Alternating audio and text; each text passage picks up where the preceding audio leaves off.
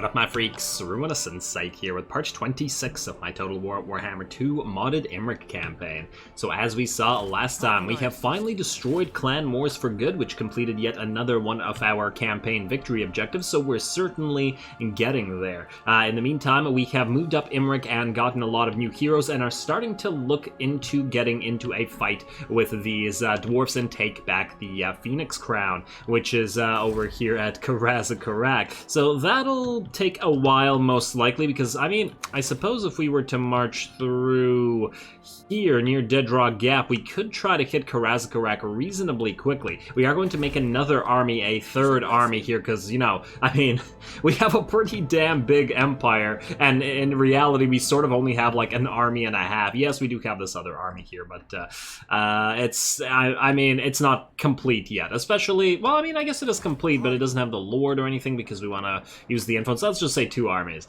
It's just more of a basic army, I suppose you'd say, because there's nothing above tier 3 here.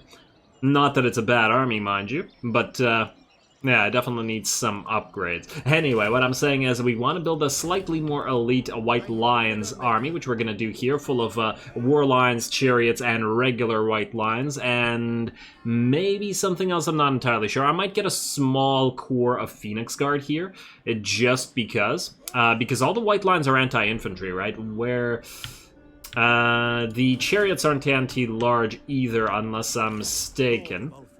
Yeah, they're also anti-infantry. So what would be our anti-large option in a White Lions army? Can't really think of anything that would apply here. I mean, I guess we could bring in a bunch of Valyrian Reavers and stuff, but the problem there is, why would we? In the sense that we will already have a highly mobile force with all of our Chariots and our regular White Lion units. War Lion units, sorry, close enough. Anyway, we'll figure that out as we go, because it'll be a few turns before we can build up the Elven Forge and stuff here to actually recruit those things, as well as to recruit the White Lions, and we will also need to figure out what Lord to get in here, so we will have to keep an eye out on them. Now, I feel like the White Lions need to be led by a melee lord, so a prince or princess most likely. Let's just keep an eye on them, like as in a fighty lord, not a caster lord. That's just my personal feeling on the matter. Somebody that could go in with the White Lions. Let's see, princesses, vigilant, and exemplar, minus 10% for chariots, and no, I know that there's something that, ooh, hello. We have a princess with retaliatory, missile strength for all, but it's only a 50 influence cost. We could get a better one. I was just thinking about buffing up this army with that, but no. Alright, we'll keep waiting. Hopefully one of these gets replaced by something that buffs the White Lions directly. I'm 100% sure I've seen something that buffs both the White Lions and I think the Phoenix Guard as well, unless I'm mistaken. And yeah, we could look through these just because they're nearby, but I don't see... Wait. Limber, Protective Conductor. You know what most of these do. Protective Negator and Administrator, and oh, there's a third one on each one. Okay, you know what? No, there isn't a third one on this one. And I don't care enough to keep looking through those. We'll just wait on that one because we have to wait for a few more turns anyway while we continue gathering influence. Alright, so let's end the turn. I don't believe there was anything I had to do, or unless I forgot something, but I'm pretty sure we've already moved all of our heroes and stuff aside, so it shouldn't matter all that much. And I'd like to really avoid using any more influence right now because we've been waiting to confederate the donut for a while. And ooh, hello. Looks like Reichland just took yet another piece of territory up here. Judging...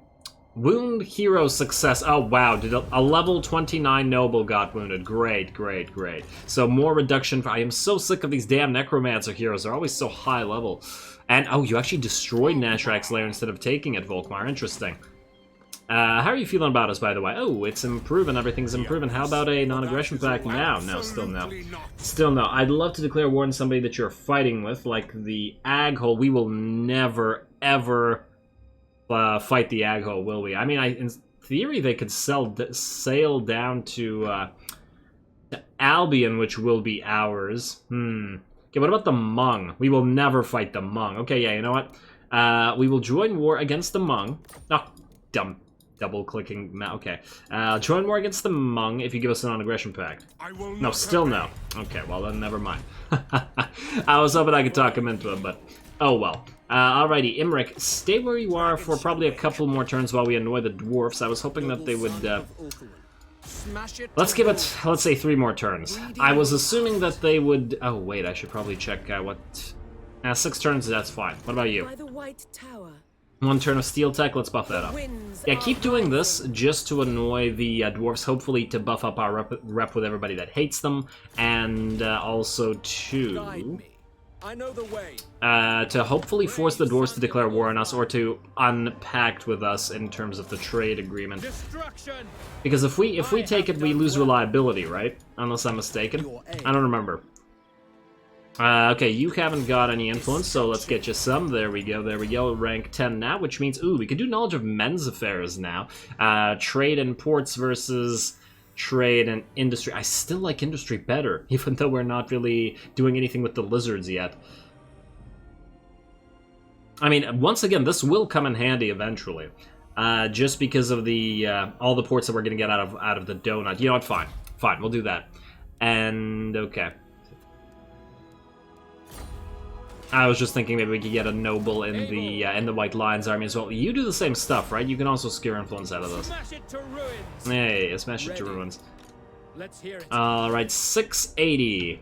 Getting there. I mean, we would have gotten there already if we hadn't used so much on a bunch of stuff. Alright, you succeeded there as well. Who else needs to move? Erathon doesn't, Jinquella never needs to move. Enthal, wait, Meron. You have not moved, and you are 4 turns. You know what? You might as well use it. Destruction! There you go, and that's a success, but no level. I do want to get the level for Enthal, though I can't believe our highest level 1 was the one that got wounded. Annoying. Alright, call upon favors, please. Now, let's start by building our Ithilmar Smith, or at least getting it going here, so that we can soon... start getting all those units on the field. Now, do we keep these Illyrian Reavers here? Wait, let me just see. What other military building might we need here? We have a Shrine Masurian somewhere else.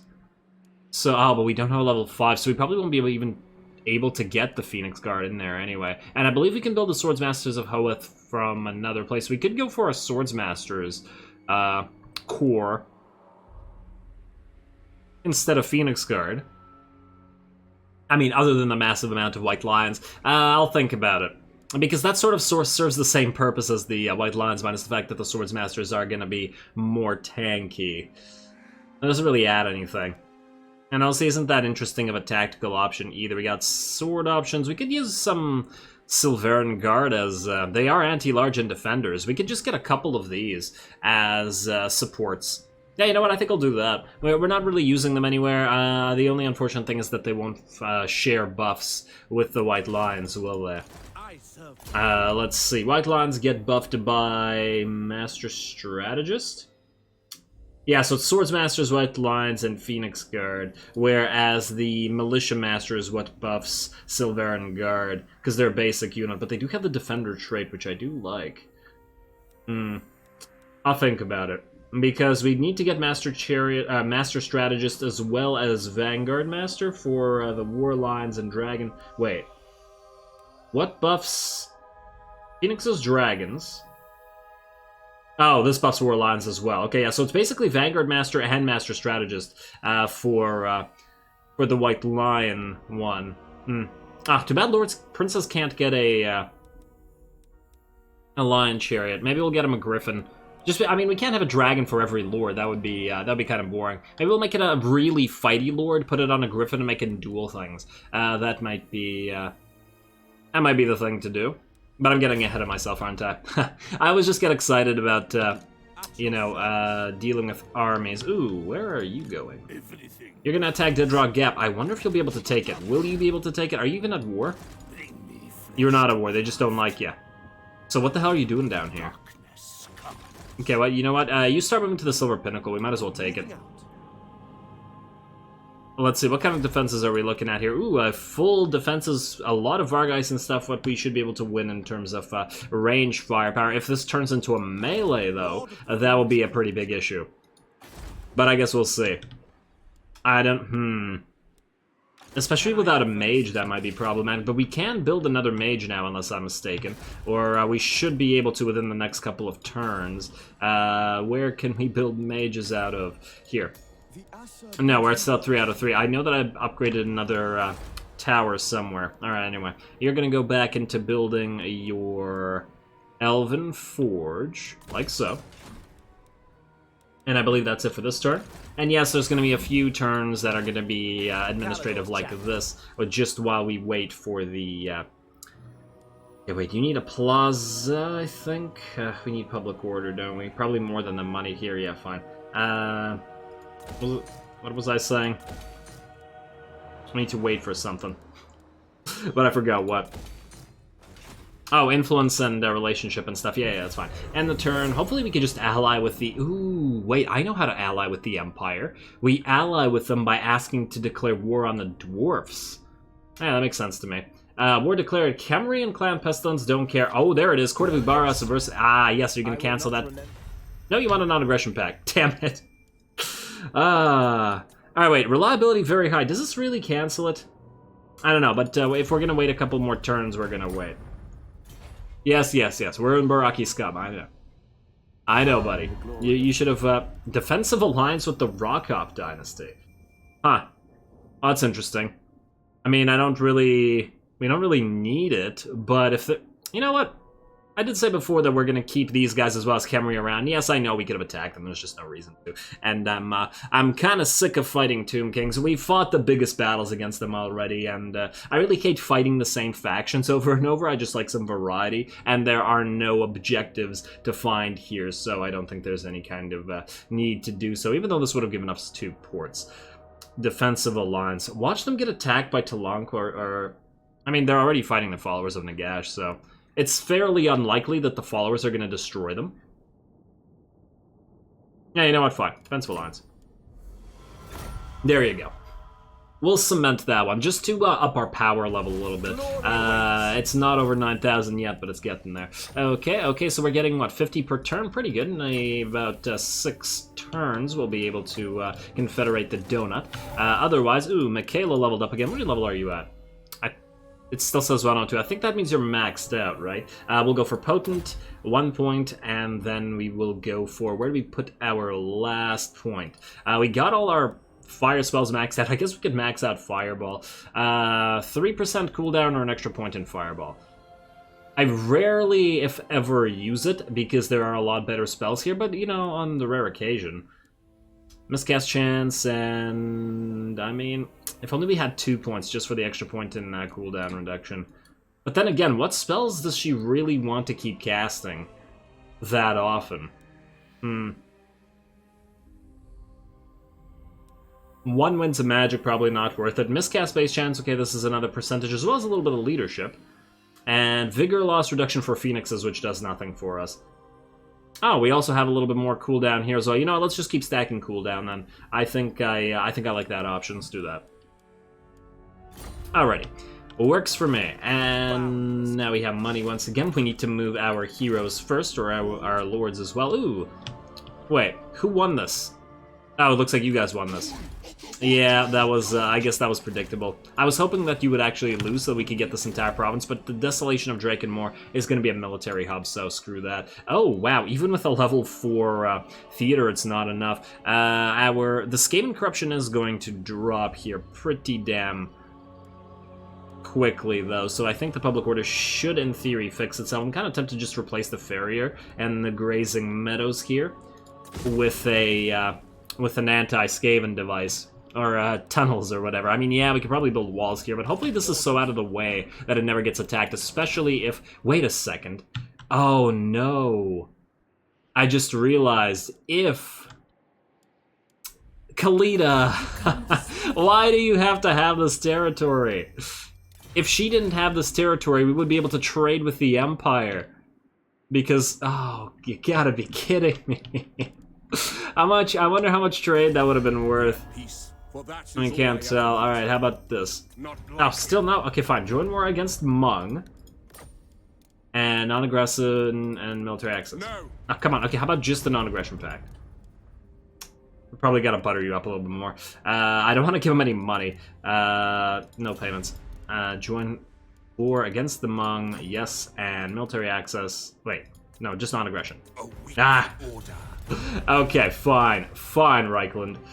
That's the way you want to play it. We could go for the invocation of Sundering fairly soon. Oh, I did want to get the greater invocation of wall, but there was stuff I wanted to build as well, so maybe not super worthwhile in terms of cash. Let's just check. But first, let's go to the court. And no, not Tyrion. You're gonna get confetted soon. Where's Reichland? Right here. 26, that's a little bit on the expensive side. They like all the hero actions, you know. Let's just keep doing what we're doing. Okay, heroes. Once again, Bellakai, you are at 2 turns Steelies. Nah, keep going up with the Steelies. Alright, there we go. A 9%. Do we hold on to that point? Because at 10 we'll be able to go boom, boom, boom at once. Yeah, fine, hold on to that point. Lord not moved. You, Arathond, are going to hit up the Silver Pinnacle. And we're going to trespass. Are you fighting the Reichland? No, ironically. Unfortunately, you're not. We might actually have to siege this territory. Huh, I wonder what it would be like if they fought us in the field. Might be a little bit difficult for this army, but it would certainly be an interesting time. And, wait, what? Let's move you right... Wait, are you in... Why are you immune to corruption? Oh, we gave you the Priestess of Isha. Yes, okay. That's good. Let's pop you in right here, then. And then we'll hit the Silver Pinnacle afterwards. At least it's something for Arathon to do before we get engaged with the dwarfs. It might, this episode might just end with the fight for the Silver Pinnacle, but, you know, it sometimes has to be that way. You're okay. You move here. Enthal, you are at 7. Yeah, you move here. And I'm just moving them around so I know which ones I've moved and which ones I haven't. Because I've been getting confused lately. Mayron, you are at 8. Oh, yeah, that's nice. Almost level 20, though. If we go again, we'll wait until a couple turns. Azuma, you have 4. You know what? I think you two can do this. Failure and success. Alright, well, at least you got a level. And you can get knowledge of men's affairs as well. Oh! Let's secure influence. Ah, man. Okay, I guess we'll get it on the next level up. Fine. Really wish we could get the industry building, but let's do both. Okay, and otherwise, Imrik doesn't need to move. Let's see what I was gonna build, because it's been a while now. Who's gonna rebel here? -4 at the Southern Darklands, but that should fix itself. Blightwater is even, Caledor is negative. Why? Oh, I was gonna build this here. Oh, hello. Wait, you don't hate us, do you? Oh, Mazda Mundi. No. Why are you sailing out here? What are you doing? I don't like this. I don't like this at all. Where are... Here's what I want to see. Where are the other elves? Nagaroth. We're at war with Itza. Wait, does Mazdamundi like the fact that we're at war with Itza? No, they don't seem to care at all. They don't like the fact that we're fighting with the Lore Masters. They like the fact that we destroyed Moors, but that's just about it. They wouldn't attack us, right? We have Eataine as our defensive allies. That would be madness. I'd love to ally with them, because they probably could offer us a decent amount of trade later on when we can actually establish that trade. Oh, and their strength rank is #1, despite the fact they only have 18 settlements, as compared to the Empire's 55, whose strength rank is 5. I guess they must have lost a few armies to the dwarves, huh? Oh, Mazda. Well, you know what? Let's start buttering him up with the small... 2,000? Really? Okay, we'll do it through the court, then. Ah, damn it, game. Okay, alright. Imrik. I mean, we don't really care about all the affairs of the outside world right now, just like the elves we are. Mostly because we're going to destroy the dwarves, and that'll be the victory condition here. Alright, Dragon Isles, we will start by getting you a next level port, which will eventually pay for itself. Actually, a pretty good amount of money upgrade. Ooh, yes, and another noble as well. Ah, we have to choose one. A little bit short. Alright, and I guess we'll have to build another archive here. And that'll be it for stuff, unless there's something really cheap but good that we can upgrade. Agrul Migdal, I really don't care about you because you're single territory. Oh, Death Gorge here. Together with this will be more money. There's a lot of good upgrades, which is kind of annoying. You know what, let's go for the iron smelter first, and we'll think about the rest of the stuff later. You can never have enough money. Damn, the high elf stuff is expensive. It's just ludicrously expensive. If we had a lot of trade agreements. Yeah, I think one of the bigger mistakes I made here was just deciding not to destroy Caledor. Damn biases, just because I like her as a lord a lot. She's one of my favorites, legendary lords to play. She has a really fun campaign, a cool gimmick, and I was like, okay, you know what? She wants to ally, she wants to trade. She destroyed the lizards down here, despite all the fact that she had all of these,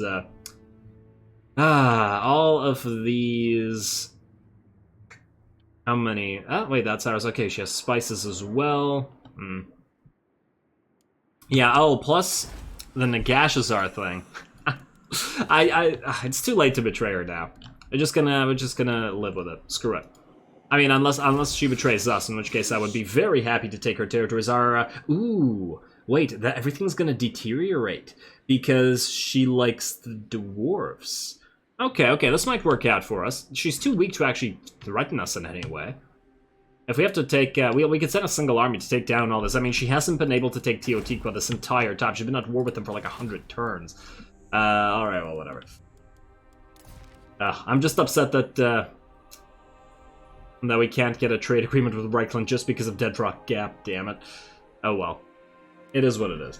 I believe that's another end turn. Let's do it. And just a couple more. And then it's dwarfing time. We'll have to check on the Desolation of Drakenmore, though, for the upgrade to that Athilmar Smith or Forge or whatever it is. Because we'll want to start building the army here soon. A military alliance with Argolon and Talzin. Have I started buttering them up? I don't remember anymore. There's just not enough influence to do everything that we want to do. Tempelhof is somehow still alive? Tempelhof is still alive. They're supposed to die in the first, like, 2 turns. What are you doing, AI? Alright, 3 more turns until the Elven Forge is available, but we need... No, we can start upgrading these with Elven Forge, so we'll be able to get that going fairly soon. So what I want to build here, since we're not going to tax this place... Ooh, it is already with rank 4, so we could very well get an Elven Court here, minus the ridiculous cost. You know what? I think I'll sit on this for a little while. Let's just build the city tunnels here temporarily. We can always delete it later once Skaven Corruption drops down to manageable levels. And, alright, Arathon, a you. Let's see who you're at war again with again. Nobody that we want to actually maintain relationships with, ironically. Alright, fine. You, siege this. Yeah, declare war. I don't care. Go for it. Vampire conflict. Oh, he actually had a little, a quest for it. Yeah, that's a really nice army. I'd be very, very wary of fighting this in the field, but I think we'll siege just because if these guys sally out, I think this will be an awesome battle where we might take pretty bad losses.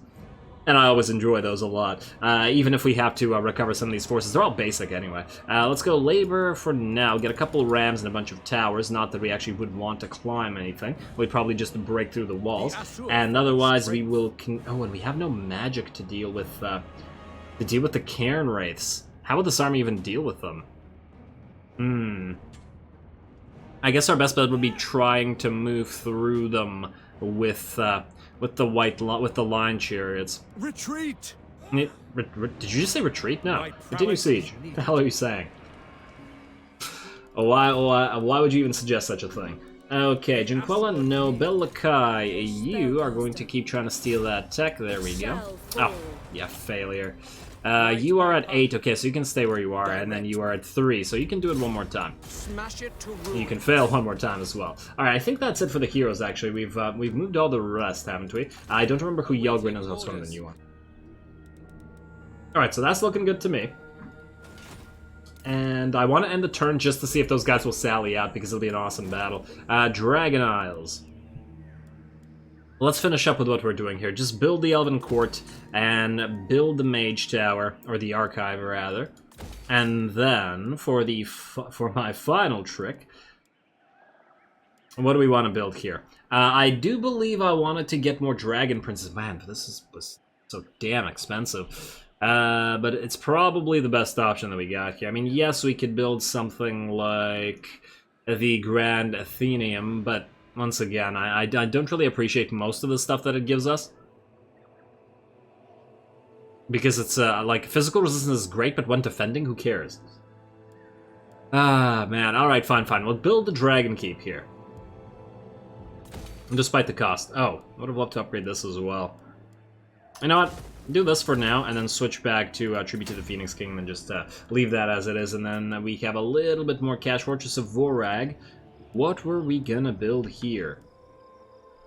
Oh, I never decided. I was thinking about doing a Dragon Keep here as well, but I think a Temple of Asurian might serve us better. Just because... No, then again... I mean, yes, we can already build our Dragon Princes here. We need to upgrade this as well. Okay, you know what? You are going to switch to Rebuild Lost Splendor. And, yeah, we'll upgrade some of this stuff out. You know what? We'll just end the turn like this. I think we're okay. I think we're okay as long as nobody rebels. Alright, let's unassign skill point, settlement upgrade available. You know what, we're just gonna ignore this, I think. Or do we just do it? You know, just do it. Screw it. Screw it. How are you liking us? Minus 86, okay. I await your command. Well, what would it cost to force them to declare war on us?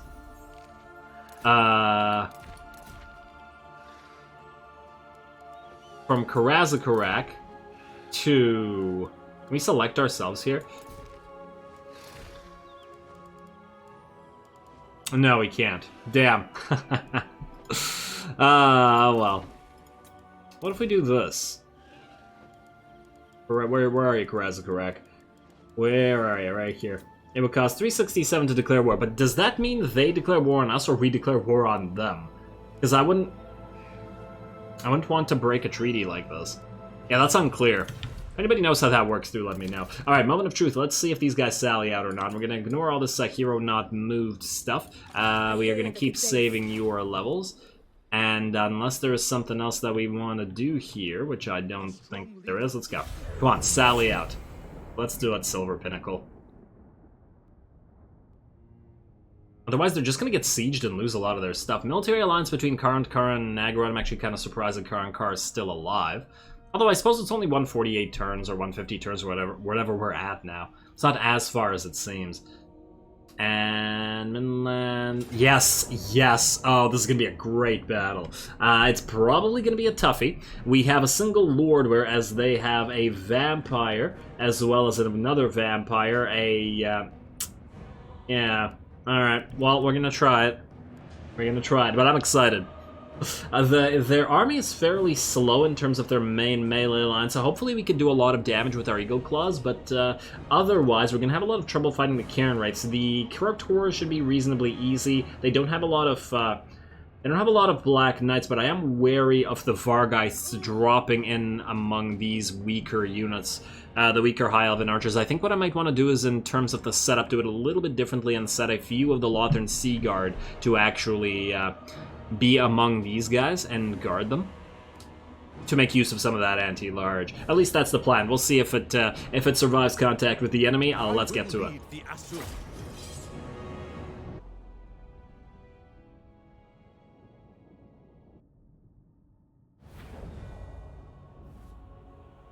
Alrighty, here we go. I'm really excited for this battle just because I think it'll be one of the more difficult, or probably one of the most difficult battles that we've fought in the campaign so far, mostly because we don't have Imrik and his Dragon Tide to rely on, because they can take care of pretty much everything, as we've already seen, even if they're not maxed out. But these guys, primarily basic low-tier troops, and really not a lot of fanciness or flexibility, or mobility for that matter. If the enemy is to break our line will crumble. Our units are fragile and they are not super resistant to damage, and basically the only tactical flexibility we have is out of the lines of the Lion Chariots. So yeah, it's going to be interesting. I guess the benefit of having this army is obviously the range, but ooh yes, this rock is going to help out because it's a little pseudo wall that we got over here. But otherwise, another benefit is the fact that once units rout,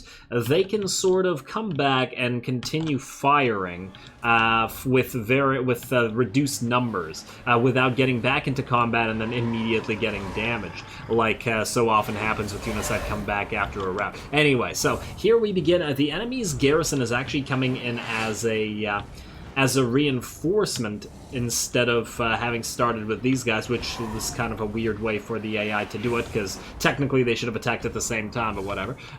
It's probably because the AI moved the Vampire Lord to attack instead of sallying out with these guys, which is what the AI really should have done here, but regardless, we're going to benefit from that, and we're certainly going to make use of it. So we're trying to fire at the Vampire Lord with some of these Eagle Claw bolt throws just to try to bring it down a little bit in terms of HP, but really we're missing so many shots and it's doing so little damage. I mean, we've basically been firing at it for a minute straight with, what, maybe 10% damage to show for it.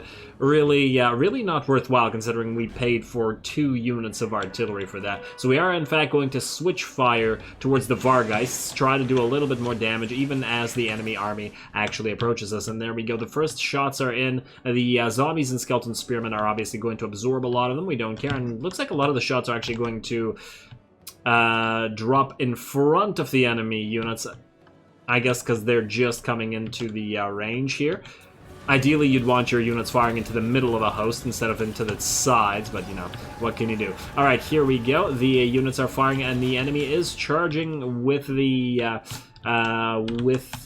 it's a Black Knights. I'm just noticing, I like that the Alamian Sisterhood has the, I like their color scheme. I've been noticing color schemes a lot throughout this campaign in general, and I do like their all-white color scheme as well, because it looks kind of neat against undead. You usually expect all of the more white, I suppose, color schemes with, like, Grail Knights and stuff like that, although they do still have that fancy, colorful barding that the Bretonnians have.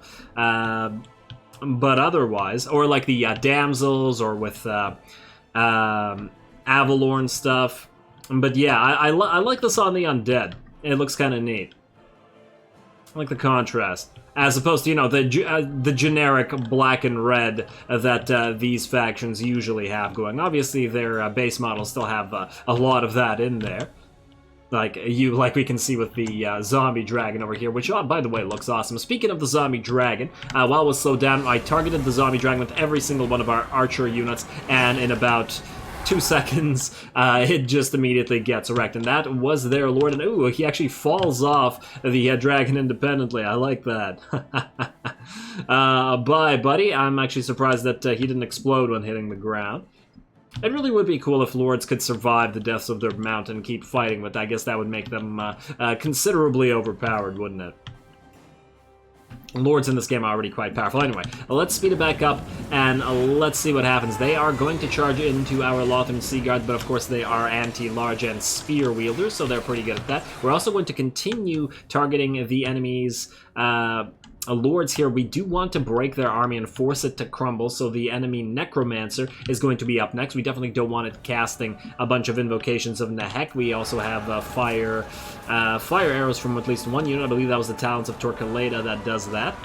That should make use of any weaknesses to fire, although I don't remember which undead units actually have that and which ones don't. I know it's not all of them, but I feel like some do. What do you have? Your zombies. It's the regeneration ones, certainly. You know what, I'm not going to bother checking. But either way. So here, this is what I was worried about before the start. The Vargeists are dropping in on our very, very fragile piles of irregular archer units. We're actually having to countercharge them with our White Line chariots. This is really not a great use of the White Line chariots because they're not adept at fighting large single-target entities like this. It's literally the reverse of what their matchup is supposed to be like, but it is essentially our only option here, and we don't really have a lord that could do so much damage that could keep these guys at bay. We did still send in the prince to fight them, but obviously we really needed the help of the chariots. On the other side, we do still have the other side of the chariots. I probably should have used it for the exact same purpose to deal with the Vargeist, but I decided to send it against some of the melee units, so at least one of these units could dish out the damage and do some do some more damage that isn't just blocking Vargeists from attacking. We also need somebody to really deal with these mobile units, and I think that the White Lions should be at least reasonably okay at dealing with the Black Knights, as they're not a super high level or high tier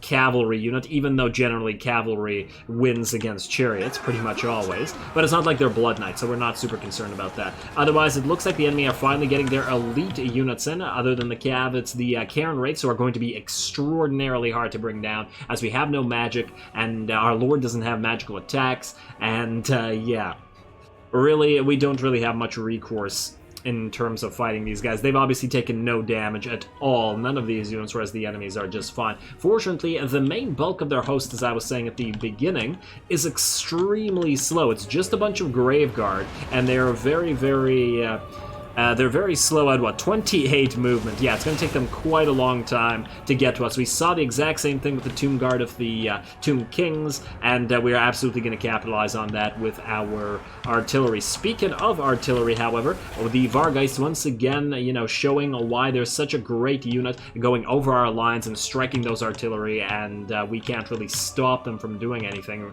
here. We don't have any, like, if we had maybe a Dragon Prince's unit, yeah, they could probably stop them from doing this, but otherwise the Vargeists are just too they're too beefy, and they do all that splash damage. Look at this guy, he's almost sailing parallel to the ground here, but now he's gonna drop. You okay there, buddy? You gonna get back up? I'm actually curious. Let's see if he gets back up. Oh, he does get back up. Would have been funny if the Vargeist had dropped in on him. You are one of the Eagle Claw Bolters, and we can see that the Vargeist actually destroyed all but one of the Eagle Claw Bolters of the first unit. The other one's been firing by itself this entire time, i.e.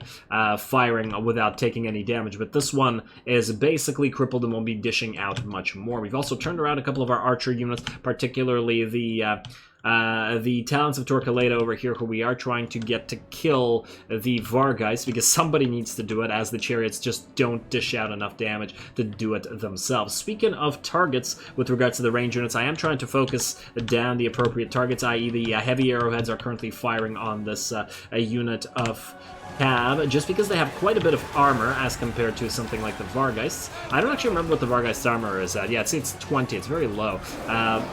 Which is why I'm primarily having the regular units, i.e. the non-heavy arrowheads, fire on them. In addition to that, we are having our chariots block these knights here, which is a decent use of them, I suppose, as long as we can kill the units. Yeah, the chariots aren't going to be able to do too much damage, but they will be able to lock them in place and away from the melee line, which is going to, you know, get them destroyed pretty quickly. You can see them crumbling and falling apart right there, and that's another unit that bites the dust or turns back into dust. The Karen Wraiths, you can see they've taken about 33% damage, maybe 25% damage here, and there's no damage out here, so they're doing quite well. The enemy has two, I believe, lords remaining, which is the White King over here that is charging our High Elven archers, as well as a vampire somewhere in here, right here.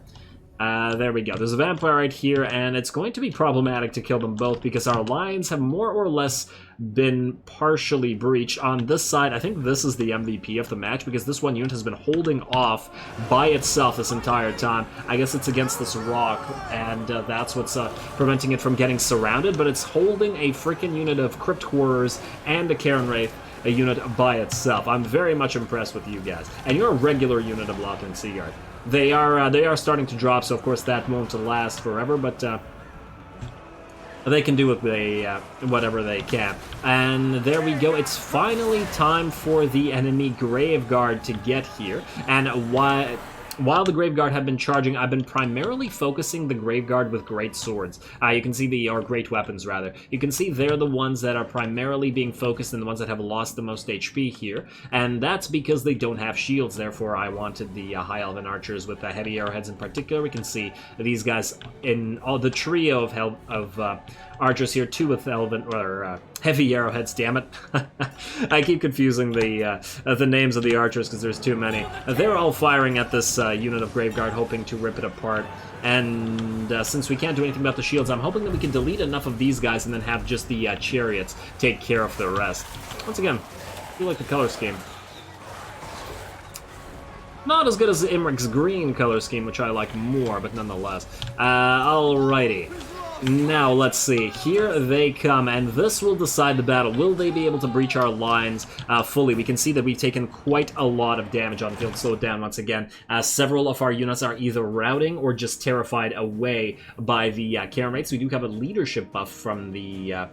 from that event, I believe, in the vampire conflict when we declared war, unless I'm mistaken. We'll double-check that later. But the leadership of these guys is not going to prevent them from getting terrified off the field, especially as they've all taken quite a lot of damage. Well, at least maybe not even terrified off the field, but just running off. And we can see one flank is somewhat secure. Like, over here we're okay. We're still getting some firing off from our archers, but this side, the center is broken, and we still have this one holdout unit back here. I did also try to surround the enemy White King with all of our units of chariots, but unfortunately the chariots don't, they just plain don't do enough damage to this thing. Like, if we watch its HP going down, it's at 7... Like, look how little it's dropping with every single chariot attacking it. And yes, we could have kept that up, but the Graveguard would have gotten here, and it's just not worth it. So we are going to get them out and try to help out the center here. At the end of the day, it'll basically be Arathon holding out alone here.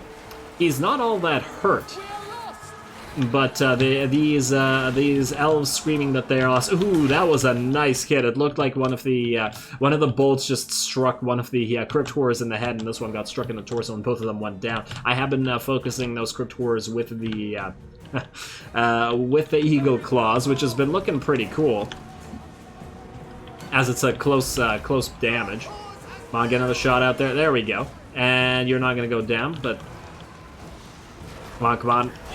Gonna get some nice shots of that. There we go, that one goes down, loses its club. Oh, that actually killed more elves, but you know what? Sometimes you just gotta kill elves. You gotta kill elves to save elves, I guess. That's what I'm sticking with. And now, speaking about what I was talking about earlier, ooh, the White King's almost dead. Hopefully we can focus him down, but we can see that the units that have routed, I've gotten them back, and now I've turned on their skirmish mode, because they still have arrows. Yes, the Lothran Seaguard have spent their entire time holding the line, but they do, because of that, still have ammunition to use, so we are going to keep firing, whereas the rest of the units that are able to hold out are going to hold the line. I believe the enemy vampire will have dropped by now, or at least have come... No, yeah, it looks like the enemy vampire has dropped, and oh, it looks like the crumbling is here. So apparently the White King doesn't matter so much, or at least the enemy army has suffered enough losses that it's going to start melting. It looks like it was really, really close here, and the White King drops as well, taken out by the ranged units. Ooh, look how much damage we've taken. This is not going to reflect as easily once we get our heals off of the end of the battle, but you can see just how close this battle is. It's definitely making me think that we need at least a couple ringer units or add some tactical flexibility, because if we run into a dwarven stack, like a fully maxed out dwarven stack with elite units, this tier 1 to 3 army is not gonna cut it. It's just not powerful enough. Unless we get enough buffs for all the range units to up their armor piercing or their damage in general to be able to destroy enemies outright before they get to us. But of course, without a bunch of Sisters of Avalorn, that is relatively unlikely. I'm probably going to replace a couple of the archers with Sisters of Avalorn, just to add something to the firepower that we have. But anyway, this battle is over. And I'm interested to see how much damage we did and how much casualties we took, because this looks pretty massive. I mean, look, you're down to... Well, I couldn't tell what the units there, but there we go. Nothing really much to say about that, but the fact that I really enjoyed this battle because it was close. And that's the kind of battles I enjoy the most, and hope that's the same for you guys. Anyway, let's see how we did.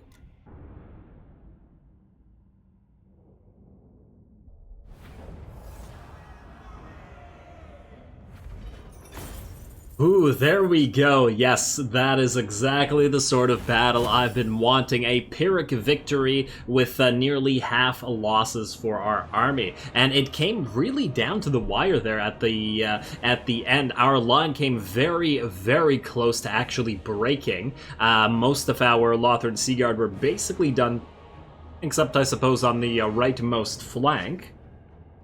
And let's see, we took some damage to the bolt throwers. Let's see how much damage we were able to dish out. Now, this bolt thrower, though it says we have 3 units, that's resurrected units. It was actually down to only 1 unit firing for most of the time, as it got destroyed by those Vargeists and the charge from that White King.